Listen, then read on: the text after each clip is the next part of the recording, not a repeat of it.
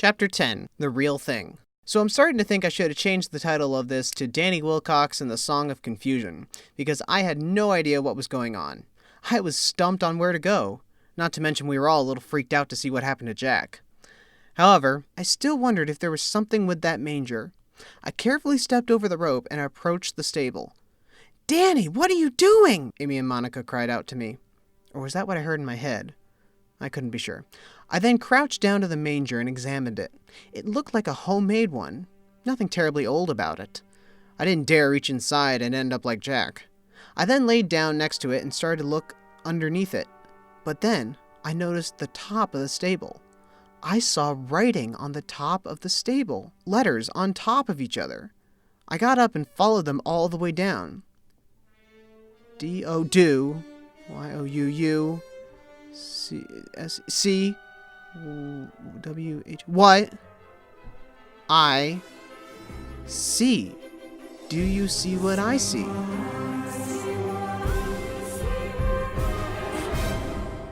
Just then the hay bale that Mary was sitting upon split open, and right there was a staircase. Now, you should know me in staircases from my very first adventure, so I naturally went down it. Who wouldn't? Right as I descended the stairs, it became dark. It was a cave. I walked just a few more steps, hoping that there weren't any bats, because don't let me remind you that I hate bats. I walked a few more steps, and then I saw it. I saw the real manger, just sitting there. Right in front of it was a sign engraved in stone reading, "Now you've solved the Carol's key." Then there was a blank space. I could only think of, "Do you see what I see?" More glowing. "So rejoice, feel good, and don't you cry." What haven't I used? Wait, what Flynn found in the manger at the Main Street tree lighting. "Angels we have heard on high." I then heard the choir sing once again.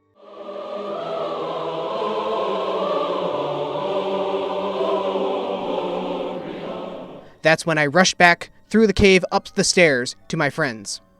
I pointed down to show them that I had found it, and when I went back there just to double check it was there, a bright light from what seemed to be heaven above, oddly enough, shone down through the stable and cast a shadow right in the middle of the manger.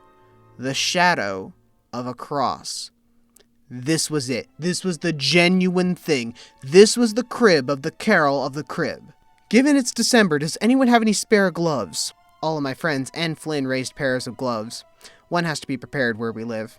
Flynn then came over and we put on some gloves and we lifted the manger and brought it out and set it down. Now, if you thought that was easy, please. This is a story featuring the great-grandson of Indiana Jones. It never is that easy. From a distance, Mateo could see the whole event unraveling. "The manger is real. I am the one searching for it for years, and now I am beaten by some meddling kids? I think not."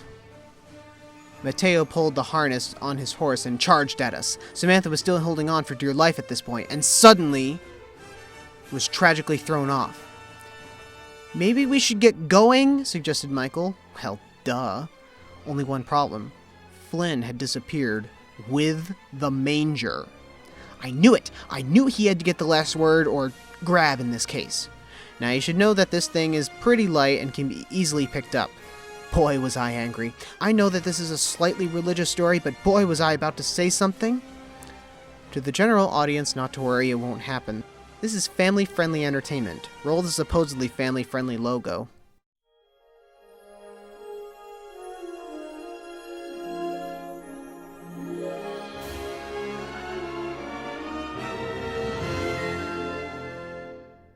Just then, a rumbling sound started to approach. My caravan stayed close together, and then we saw it. Flynn, on horseback, pulling about 3 more horses with him. He directed them over to us, and we got on. Some of us had to buddy up. Mateo then pulled out his gun and started to shoot at us, and he got close to Flynn and myself. "Give me the manger!"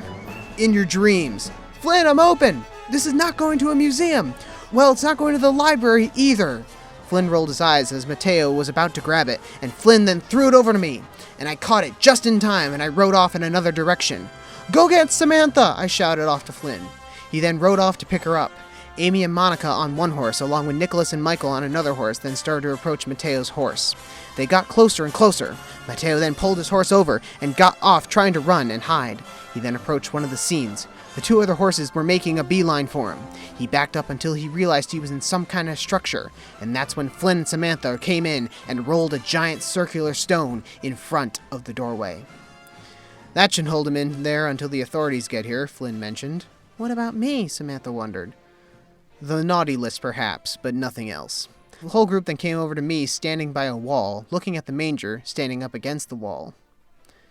So we finally found it, Nicholas said. Yeah, all we needed was the last verse from, oddly enough, Do You Hear What I Hear? And boy, did I hear what I heard. I'm sorry we kind of missed the rest of the show here. It seems like everyone's gone, and I think the last group went through, Amy disappointingly said. I know. I even heard that they were going to try some voice-controlled effects this year. Take this one, for example. Imagine seeing the event when you hear the words, To His Father. Me and my big mouth. I should not have said that. You see, the final scene is the Ascension, and this was achieved by an actor playing Jesus standing on a little foot elevator and going up. Well, I had mistakenly placed the manger on this elevator. We all turned to see it about a quarter of the way up. I had triggered the voice activation. All right, everyone out of my way. I had brought my whip with me just in case, and I swung it up to the small platform and I hung on and I went up. I climbed my whip just a little so I could reach the platform, and then I grabbed the manger. Unfortunately, it was too late. The platform had made it to the top and into the giant makeshift cloud on the side of the wall. Naturally. What a way to end an adventure. Stuck in a DIY pitch-black cloud. It was quiet until I heard a noise. A noise of something moving. Hey, it's Christmas. Nothing's supposed to be stirring, not even a mouse. Oh God, is that a bat? No, please, let that not be a bat. Help! Anyone want to try getting me down?